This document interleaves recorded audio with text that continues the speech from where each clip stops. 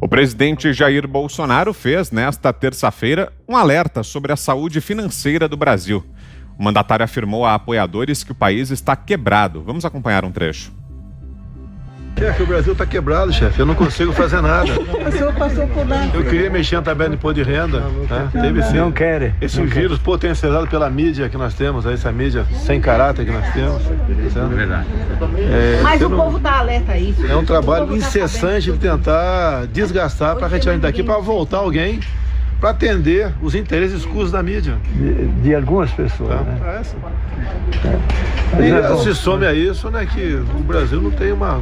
Mas o senhor uma tenha cultura... fé em Deus e faça o que o senhor está fazendo, que tá bom. Uma luta, não é fácil. Até o final de 22, pode ter certeza. Vamos lá. Então a fala do presidente Jair Bolsonaro.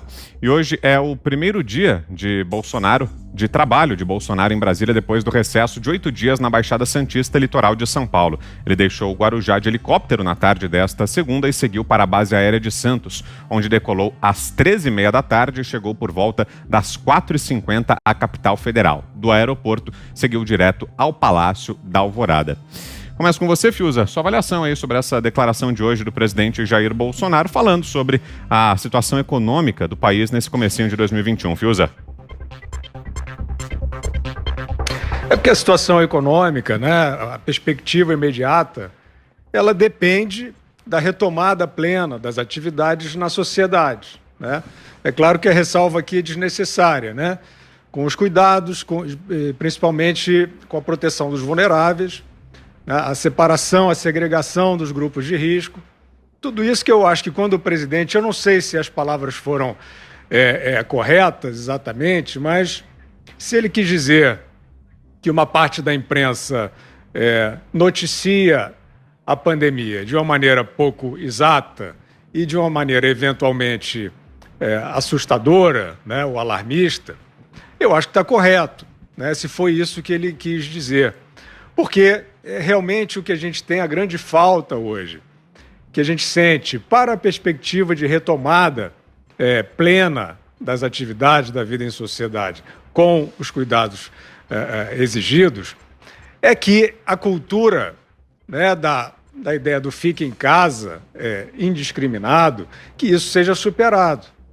Né? Nós sabemos que o lockdown, né, como uma medida, uma panaceia, né, e uma medida sem critérios definidos, não é nada, né?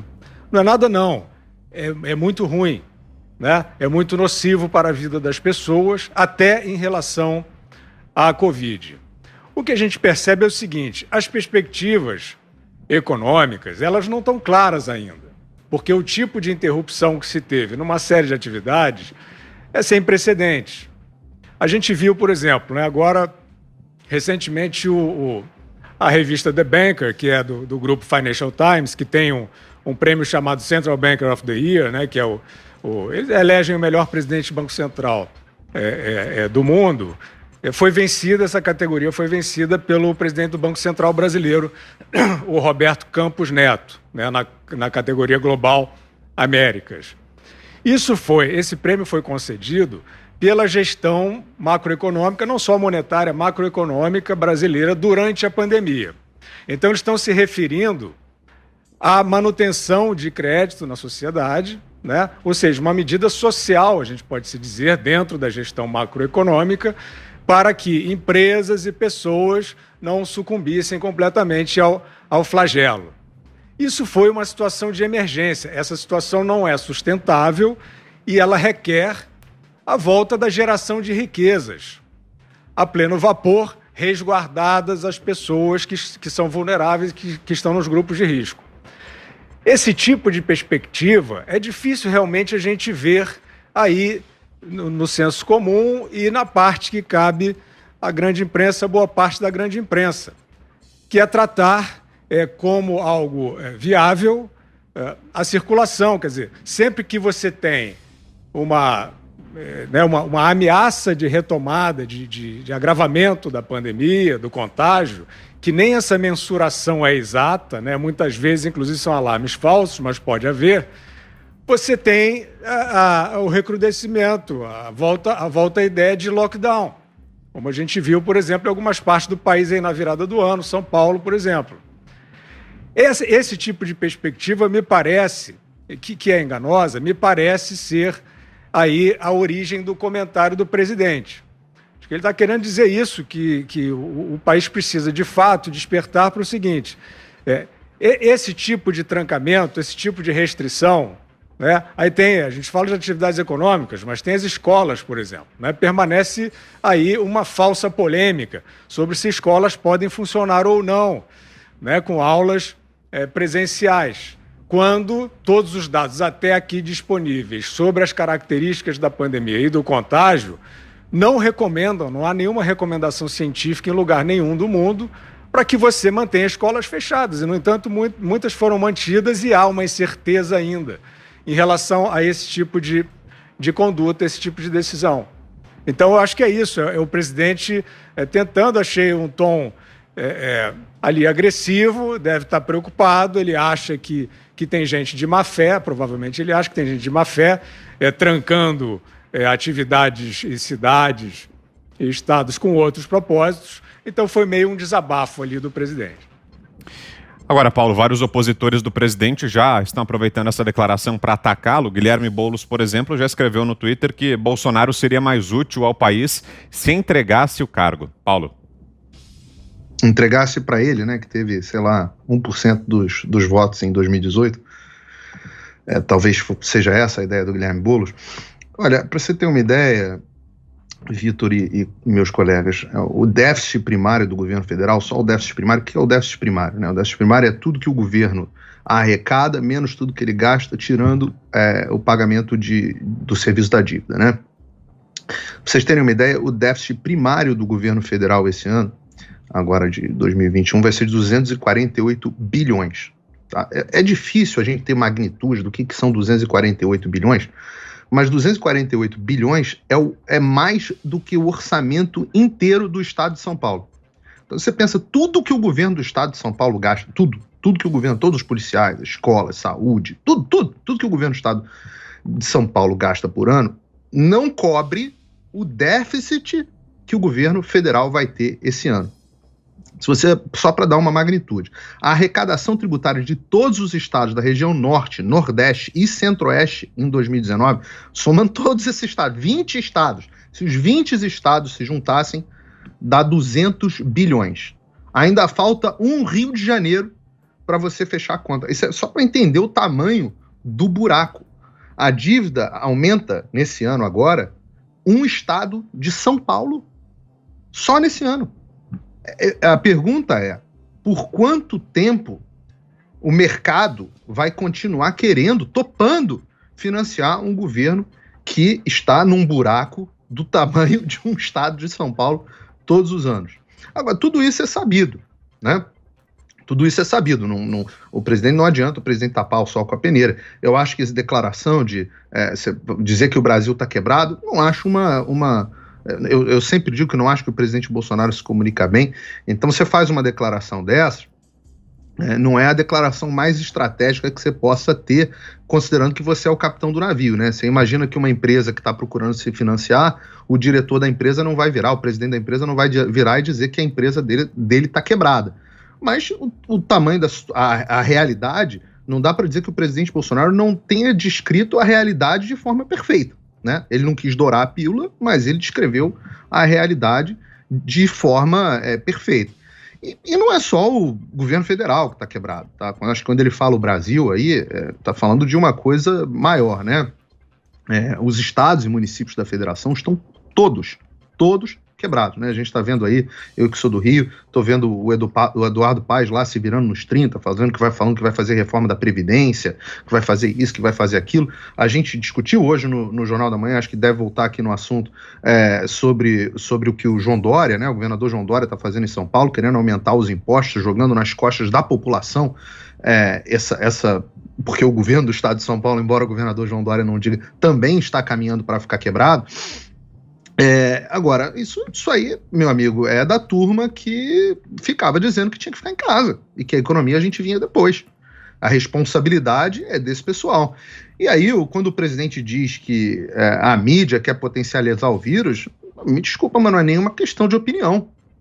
No início da pandemia, você tinha várias personalidades, vou dar o exemplo aqui do Átila Yamarino, falando de 1 milhão, 2 milhões de mortes, e enquanto isso era chamado para todos os programas de entrevista, estava na mídia o tempo inteiro, virou o maior nome do Brasil para falar de Covid, era um cara que tinha um canal no YouTube e virou o maior nome do Brasil porque fazia apostas catastróficas. Agora mesmo está aquele Miguel Nicoleles, né, também cientista, dizendo que ou a gente entra num lockdown nacional imediatamente ou a gente não dá conta de enterrar os nossos mortos em 2021. E a mídia, em geral, adora essas alegações. Daqui a pouco ele vai ser chamado por Roda Viva, sei lá. E ai de quem chiar. Porque quem chia é chamado de maluco anticientífico. Essa é a realidade. Então não dá nem para discordar. O exemplo que o Fiuza estava dando aí, muito, muito feliz, é esse exemplo das escolas. Né? Hoje, Brown, você e eu entrevistamos aí o secretário de Educação de São Paulo, que estava dizendo que não tem um caso de transmissão nas escolas de São Paulo, que tem que reabrir as escolas, que vai reabrir as escolas se por ele reabrir as escolas desde o início.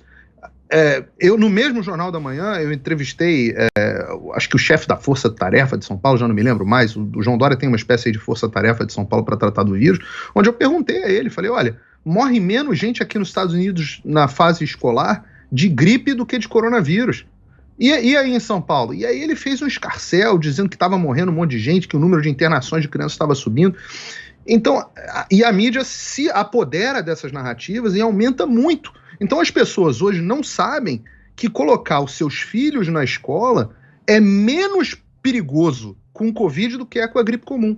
E por que elas não sabem disso? Porque a mídia não faz o seu papel de informação. Então está coberto de razão o presidente nesse ponto. Você, Ana? Olha, Vitor, eu achei o presidente um pouco abatido.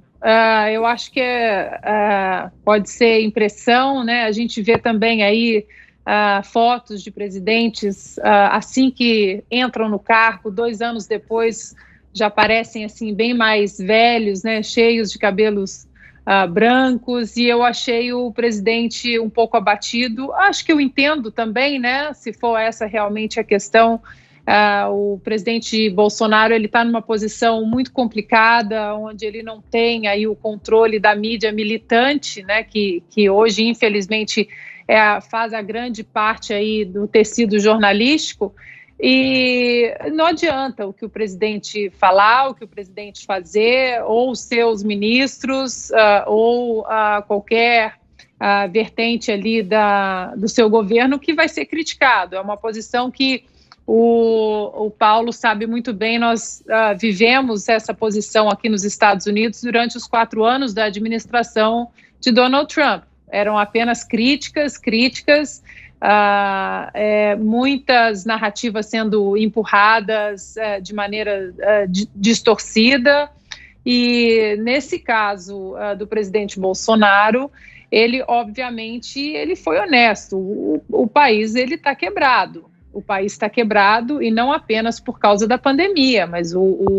essa administração recebeu um legado de um país totalmente na lama, um legado aí de 13, 14 anos de administração petista, onde foi entregue um país estraçalhado, né? O tecido social, econômico, cultural, então é muita coisa para consertar em apenas uma administração, né, que é exatamente essa do presidente Bolsonaro, mas também em qualquer administração do presidente Bolsonaro ou de qualquer outro presidente dentro de uma pandemia histórica como essa.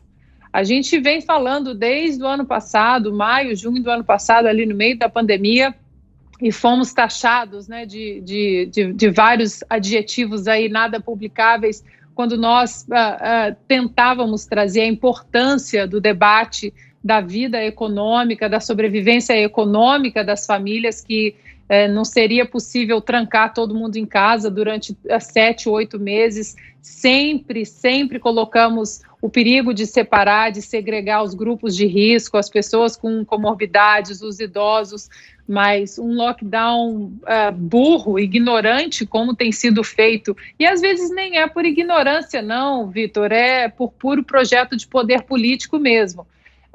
Eu estava vendo um dado hoje, o Paulo pode até falar sobre isso, porque é um dado da Flórida, que sem lockdown na Flórida, que aí é um dos estados nos Estados Unidos com talvez o estado com a maior população idosa americana, até hoje há o mesmo número de hospitalizações que a temporada de gripe de 2018. E é um estado que não colocou o lockdown de tranca todo mundo em casa. É um estado que está segregando os grupos de risco, está trazendo muita informação às pessoas estão vivendo com responsabilidade, então a gente precisa continuar forçando esse debate sobre a economia, sobre o lockdown burro, ignorante e providencial para muitos políticos, porque com Bolsonaro, sem Bolsonaro e as pessoas que querem puxar o tapete dessa administração, parece que nós estamos num Titanic, que essas pessoas elas têm um colete salva-vidas, né? Que se afundar, elas não vão afundar. E na realidade não é essa, vai afundar todo mundo. Então, nós precisamos continuar empurrando o debate aí sério, intelectualmente honesto, sobre a abertura da economia, porque com Bolsonaro, sem Bolsonaro, o país não vai sobreviver. Fala, Paulo. Não, esse ponto que a Ana trouxe sobre o lockdown aqui na Flórida, ele é maravilhoso pelo seguinte: aqui nos Estados Unidos você pode comparar, né? Você tem dados confiáveis e dá para você comparar as medidas que cada um dos estados tomaram. E você tem estados como onde a Ana mora, a gente aqui no programa é um exemplo bastante simbólico. A Ana mora na Califórnia, que é um grande estado governado pelos democratas, e eu moro na Flórida, que é um estado governado pelos republicanos. O estado da Ana, na Flórida, adotou lockdowns rigorosíssimos, né? Desde março, por exemplo, a Disneyland aí tá fechada, sem prazo para reabrir, ficou um tempão salão de beleza fechado, as crianças sem escola, etc, etc. Aqui na Flórida, por outro lado, é um estado que tem uma população idosa bem maior, mas ainda assim o governador falou, não, esse negócio de lockdown não funciona, não é a melhor alternativa, vamos adotar medidas mais inteligentes. E você tem aqui restaurantes operando, bares operando, alguns nightclubs, né, boates operando. Você tem a Disney World, né, que é a versão da Flórida, do parque da Disney, aberta, tudo operando normalmente. E quando você olha a curva de tanto número de hospitalizações, como número de casos, como número de mortes, e compara a Califórnia para a Flórida, você não vê a diferença. Pelo contrário, o vírus se tornou muito mais agressivo na Califórnia com todo o lockdown do que na Flórida. E se você comparar a Flórida com outros estados também, com Nova York, que é governado por democrata, você vai ver uma situação muito parecida. E no final das contas, você pergunta isso para as pessoas, ninguém sabe explicar. E se você resolve questionar o lockdown, você é anticientífico, etc, etc. Olha, como eu posso ser anticientífico? Eu estou olhando os dados, eu estou olhando os números. Ser anticientífico é quando você não permite que alguém questione dados e números. Então, a gente tem aqui no programa um morador de um estado que fez um lockdown severo e um morador de um estado que não fez um lockdown severo. As minhas filhas estão tendo aula normalmente, há muitos meses já, desde setembro. E a vida segue normalmente por aqui. O vírus continua existindo, continua agressivo, continua matando gente? Continua. Mas isso é uma característica, né? Você não consegue sumir com o vírus, com lockdown, nem conseguiram na Califórnia.